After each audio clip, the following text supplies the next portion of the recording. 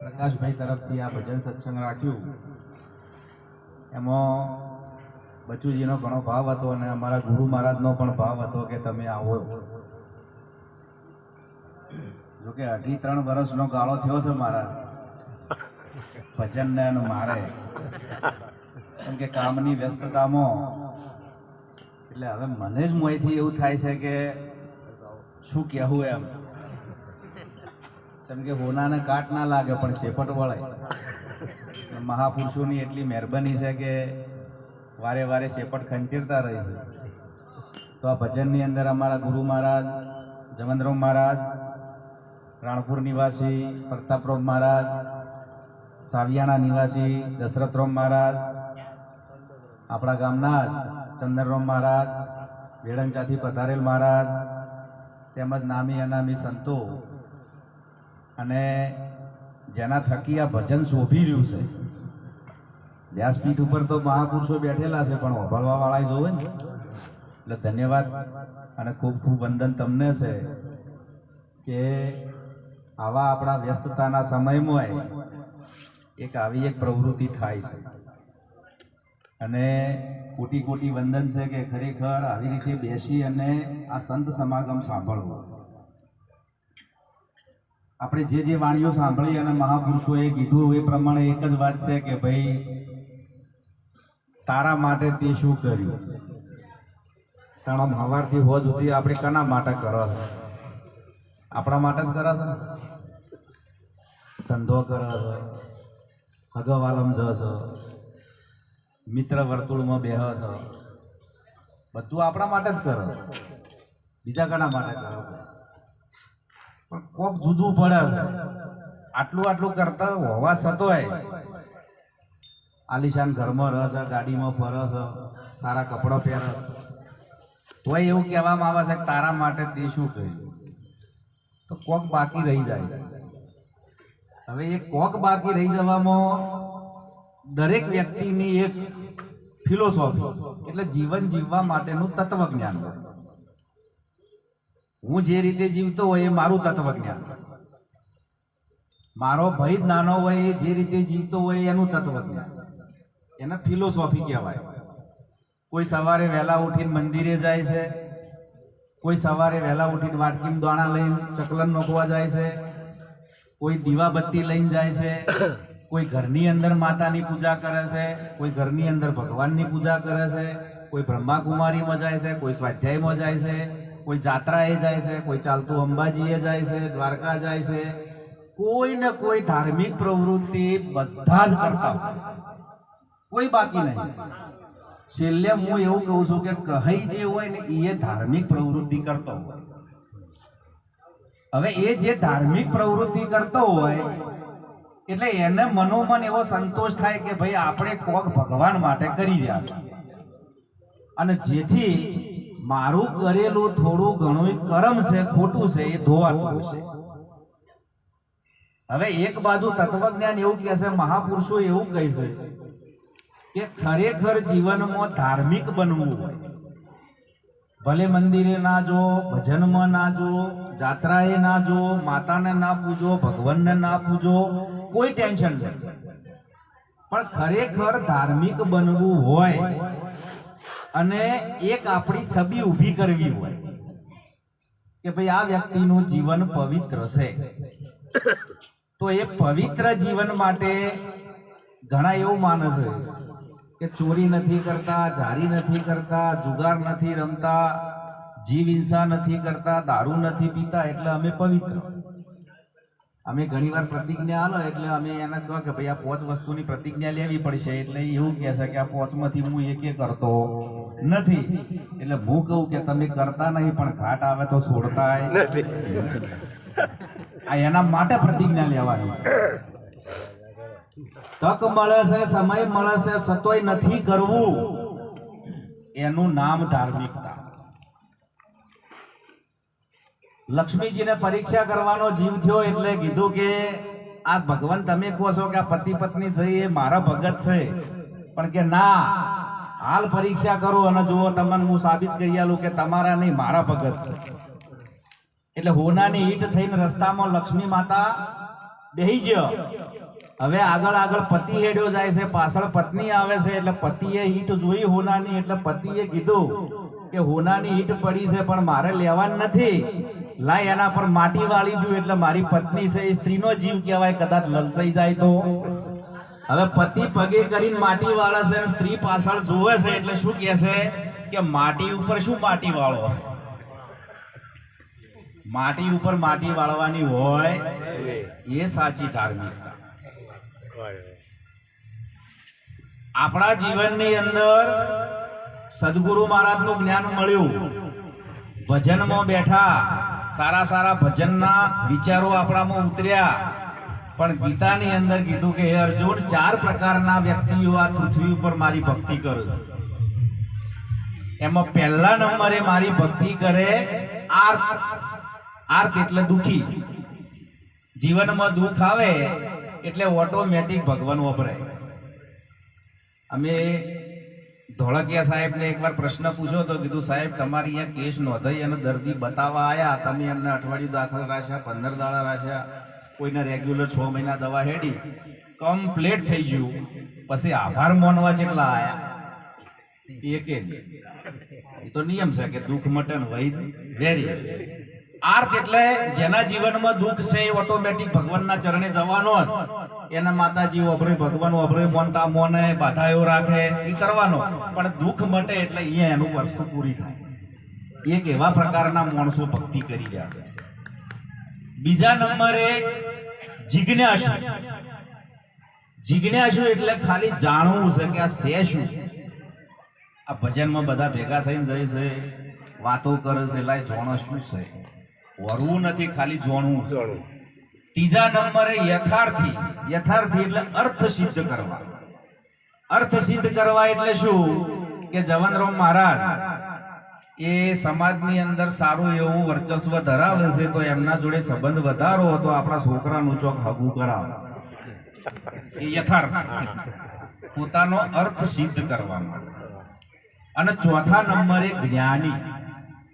જ્ઞાની છે એ પરમાત્માની ભક્તિ કરે, અને પરમાત્માએ કીધું કે હે અર્જુન, સૌથી વિશેષમાં વિશેષ મને કોઈ ભક્ત પ્રિય હોય તો એ કોણ છે? જ્ઞાની છે. જેમ કે જ્ઞાનથી મને ઓળખે છે. હવે જ્ઞાનથી ઓળખવો હોય અને તો એના માટે આપણા જોડે સદગુરુ મહારાજની દ્રષ્ટિ જોવે. સદગુરુ મહારાજની દ્રષ્ટિ મળે એટલે દુનિયા બદલાઈ જાય. દુનિયા બદલાઈ જાય એટલે જનકના દરબારમાં સુખદેવ આયા. સુખદેવ આયા એટલે જનકે પૂછ્યું કે બોલો સુખદેવ, તમે ઓય આયા શું શું જોતા જોતા આયા? કે મહારાજ જોવો, માટીના ઘોડા હતા, માટીના હાથી હતા, માટીના સૈનિકો હતા, માટીનો રાજા છે, માટીના બધા આસન ઉપર બેઠેલા છે. કે વેરી ગુડ, હવે તારી દ્રષ્ટિ હાચી. જેમ કે સર્વમાં સમાન જોવા, એ સદગુરુ મહારાજની દ્રષ્ટિ છે. એટલે ધાર્મિક બનવા માટે પહેલી આપણા પાયામાં જો કોઈ ભૂમિકા ભજવતું હોય તો એ જ્ઞાન છે. એકવાર અમારા રોમાપીરના મંડળના ભક્તો જોડે થોડી ચર્ચા થઈ, એટલે અમે એમને પ્રશ્ન પૂછ્યો કે ભાઈ તમે રોમાપીર ભગવાનનું જે જે ભજન કહો કે આખ્યાન કહો કે એલો એમાં લીલો ઘોડો આવે. લીલો ઘોડો હાથમાં છે તીર, કોણિયાની વારે ચડ્યા રોમો પીર. તો હવે એ વખતે લીલો ઘોડો હતો તો હાલે હોવો જોઈએ. અમે ઘોડાના વેપારીને પૂછ્યું કે ભાઈ તમે લીલો ઘોડો આ દાડો સુધી જોયો? એટલે એને કીધું ધોળો હોય, કાબરો હોય, કોફી હોય, કાળો હોય, પણ લીલો ના હોય. તો રોમાપીરે કોઈ સ્પેશિયલ તો બનાવ્યો નહીં હોય. એટલે જવાબ નથી. એટલે શું કે દરજીનો ગાભાનો બનાવેલો ઘોડો તો એ તો હેડે ના, ચમત્કાર તો છે નહીં. એક ભાઈએ એવું કીધું કે ઘોડો તો ધોળો હતો પણ એનું નામ લીલો હતો. તો કીધું લાવો રોમાપીરની આખ્યાનની ચોપડી બતાવો લખેલું. જ્ઞાન નથી. લીલા ઘોડા ઉપર બેસીને જ રોમાપીરે કોમ કર્યા, અને હાલે આ મહાપુરુષો લીલા ઘોડા ઉપર બેસીને જ કોમ કરી રહ્યા છે. અને આપણે બધા આ ઘોડા પર બેસીને કોમ કરી રહ્યા છે લીલા. પણ એ ઘોડો અને લીલો કલર એને સમજવો. એક જગ્યાએ એક ભજન ગવરાણું કે બીજને શનિવારે જોમલો જગાયો. એટલે અમાર તરત પ્રશ્ન થાય, અને હમણાંથી મહારાજ જેવી ટેવ પડી છે કે ખોચા કાઢવા. મારો વ્યવસાય એવો છે. હું જે જગ્યાએ નોકરી કરું છું એના મારા હાથને 82 શિક્ષકો છે. એટલે મારા શિક્ષકોના શું કાઢવાના હોય? ખોચા. વેડંચાનો છે ને મારા તમે હું ઘર હાઈસ્કૂલમાં. એટલે એ ભણાવતા હોય મારે ભૂલ કાઢવી પડે. ભૂલ કાઢું એટલે એની સુધારું. એટલે આવું મારું ભજનમય થાય છે. એટલે આ પ્રશ્ન પૂછ્યો કે ભાઈ બીજને શનિવારે જોમલો જગાયો તો બીજ, શનિવાર અને જોમલો આ 3 વસ્તુ સમજાવો. શનિવારની બીજ હશે એ દાડે જોમલો જગાયો હશે અને જોમલો ચિયો. એટલે ગાય નો શું, બજઈએ નો શું, વસ્તી નાચીએ જબર, પણ શું કરવાનું એનો અર્થ શું એને સમજવું પડે. કે મહાગુરુ મહારાજે બીજનું જ્ઞાન કરાયું. આ સમગ્ર સૃષ્ટિ છે એ બીજમાંથી પેદા થઈ છે અને મહારાજે બીજનું જ્ઞાન કરાયું અને બીજની બહાર જે હતો, બીજનું જ્ઞાન થાય એટલે બીજની બહાર જે છે એ મોય જોમેલો પડ્યો હતો.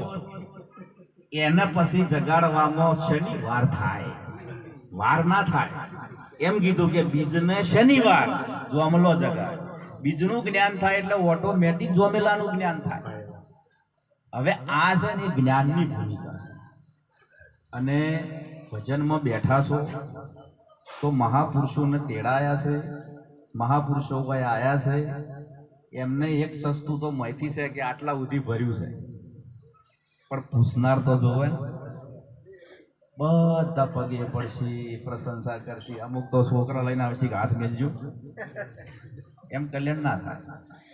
પ્રશ્ન પૂછો. અમારા મહારાજ છે, અમે આ ગોવિંદભાઈ, હું, અમારા બીજા 2 ગુરુભાઈ છે, મારા નવીનભાઈ છે, જગદીશભાઈ છે. ગમે અહીંયા ભજન હોય રિટર્નમાં અમે અમારી ગાડીમાં બેહારીને મહારાજને ઘેર લાવો. આખી રાત ના ઊંઘવા જાય. પૂછ પૂછ કોનો અંત નહીં, પણ સંતોષ થાય કે એ જાણવાનું છે. એટલે મહાપુરુષે કીધું કે તારા માટે તે શું કર્યું, આપણા માટે આપણે આ કરવાનું. એટલે જ્ઞાનની ભૂમિકા છે. હમણે સ્વાધ્યાય પરિવારની અંદર મને બોલાયો હતો એટલે એમને ગીતાનું જોરદાર મને આખ્યાન સંભળાવ્યું. મેં કીધું પણ વારંવાર એક વાત કરી છે, વારંવાર એક વાત કરી છે કે ભાઈ આપણું ધર્મ પુસ્તક છે, ગીતા આમ કહે છે, ધર્મ પુસ્તક આમ કહે છે, ધર્મ પુસ્તક ગીતા આમ કહે છે. એટલે મેં પૂછ્યું, મેં કીધું ખરેખર ગીતા આપણું ધર્મ પુસ્તક છે? ચોકન લખેલું છે, ફેરા 84 ના તું ફરતો આવ્યો, ગુરુ વિના તને કોણ છોડાવે. મહાપુરુષે હાલ કીધું ને મારા પ્રતાપરાવ મહારાજે. તો પહેલા 84 તો નક્કી કરવી પડે ને. તો જો એનું ગણિત છે, 4 વેદ, 6 શાસ્ત્ર, 18 પુરાણ, 52 ઉપનિષદ, ગીતા, રામાયણ અને મહાભારત. કોનો સરવાળો કેટલો થાય? 84. એ ફરો ગમે એટલા તોય એમાં મુક્તિ મળે. અને બધાનો સાર એ આપણા સદગુરુ મહારાજનું જ્ઞાન છે. અને સદગુરુ મહારાજનું જ્ઞાન જે શાસ્ત્રમાં છે એનું નામ છે શ્રુતિ અને સ્મૃતિ. એ આપણું ધર્મ પુસ્તક છે. હિન્દુ ધર્મનું ધર્મ પુસ્તક શ્રુતિ અને સ્મૃતિ છે. પણ ઘણી જગ્યાએ અપભ્રંશ થયો છે કે ગીતા છે, ગીતા છે. ગીતા શાસ્ત્ર છે. આ બધું જાણવું પડશે. હવે જે યુગ આવી રહ્યો છે એ યુગ ટેકનોલોજીનો યુગ છે. શરીરની મજૂરીઓ ચાલવાની નથી.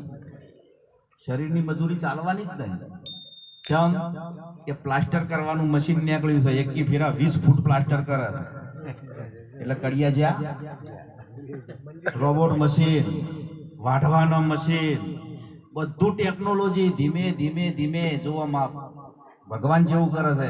ગધાડાની મજૂરીનો કોટો પૂરો થઈ ગયો, બળદિયાની મજૂરીનો કોટો પૂરો થઈ ગયો, ઊંટની મજૂરીનો કોટો પૂરો થઈ ગયો. આ કે પૂરો થાય છે 2040 થી 45 માણસની મજૂરીનો કોટો પટી જાય. અને એ કોટો લઈ લે મશીન. ટેકનોલોજીનું જ્ઞાન હશે એ જ ચાલશે. હવે તલવેરો લઈને ફરવાનું, ટોળા બનાવીને લઈને ફરવાનું એ જમાના જ્યાં.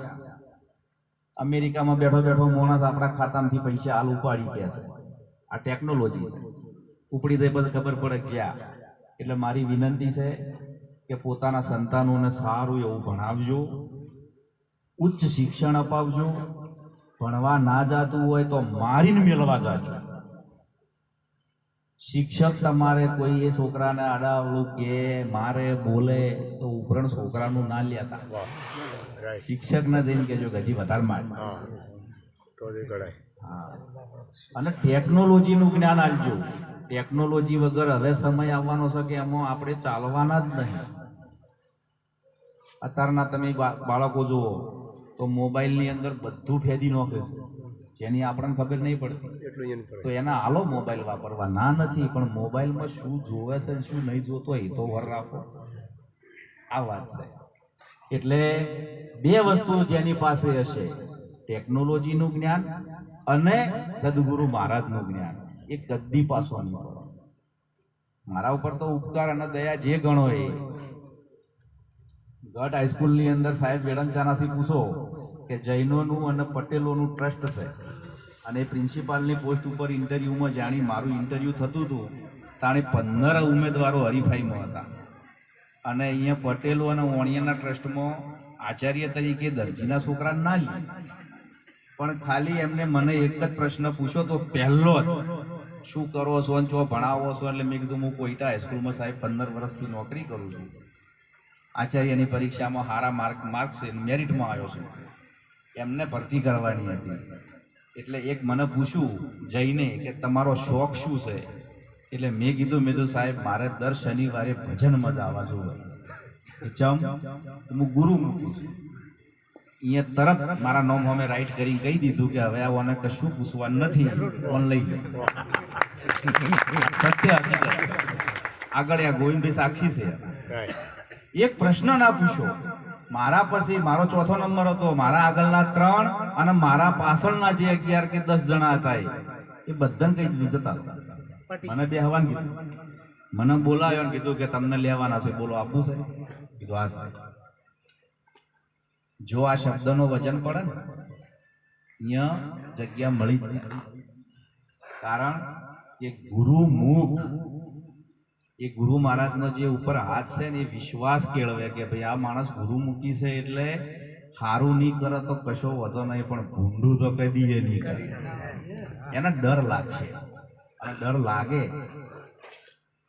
હાલે કામની વ્યસ્તતામાં હું કંટાળ્યો હોય તો એ ગોમમાંથી કોઈક ભગતને મારા પટાવાળાને બોલાવવા મેળવું તો બોલાઈ લે હેડ. અડધો કલાક હું ઘડીક વાર બેહું તો મારે મગજ હળવું થાય અને સારી વાત. એટલે ફરી વાર પ્રકાશભાઈને, અમારા ગુરુભાઈ બચુજીને, મહાપુરુષોને કોટી કોટી વંદન. અને મેં જે થોડું ઘણું કીધું છે એમાં વધારે તો કીધું નહીં, પણ તોય કાઠું પડ્યું હોય માફ કરજો. અને બીજી વાર ફરી એકવાર કહું છું કે બાળકોને ભણાવજો. જેમ કે હું શિક્ષણનો જીવ છું અને હું ભવિષ્ય ભાળી રહ્યો છું કે 2040-45માં એટલી હદે ટેકનોલોજી આપણી હશે ને કે આપણી પાસે નોલેજ નહીં હોય, સંસ્કાર નહીં હોય, આપણે ચાલવાના જ નહીં. એક ખાલી સામાન્ય મુંબઈની બજારમાં રખડતા કૂતરાને પટ્ટા પહેરાવતો હતો એક છોકરો, રેડિયમના. જે કૂતરું રખડતું હોય એને રેડિયમનો પટ્ટો ગળે પહેરાવી દે એટલે એક ગાડી ઊભી રહી એના જોડે. ડ્રાઈવરે એને બોલાવ્યો કે મારે શેઠ તને બોલાવ્યો. એટલે શેઠે એને પૂછ્યું કે શું કરસ બેટા તું આ? તો કે સાહેબ હું આ રખડતા કૂતરાને રેડિયમના પટ્ટા પહેરાવું છું. ચમ? તો કે ગાડીવાળાને કૂતરું દેખાય એટલે એક્સિડન્ટ ના થાય ને કૂતરું મરે. ઓકે, તારો નંબર આલી દે. મારા ડ્રાઈવરે નંબર આલ્યો. બીજા દાડા સવારે 10 વાગે એનો બોલાવ્યો ઓફિસે. પેલો ધ્રુજતો આવ્યો. ટાટાની ઓફિસ હતી અને એ શેઠનું નામ હતું રતન ટાટા અને એ છોકરાનું નામ હતું શાંતનુ, તમિલનાડુનું. હવે એને પૂછવામાં આવ્યું કે ભાઈ તમે રાતે જે કામ કરતા હતા એ કામથી અમારા શેઠ એટલા પ્રભાવિત થયા છે કે તમને સાથે મીટિંગ ગોઠવી છે. શાંતનુને રતન ટાટાએ બેહાર્યો અને કીધું કે બોલ બેટા તું શું કરે છે? હાલ કે સાહેબ હું 16,000ની નોકરી કરું છું એક આઈટી કંપનીમાં. કે હવે એ નોકરી છોડી દે, હું તને વર્ષે 48 લાખ રૂપિયા પગાર આપ્યો.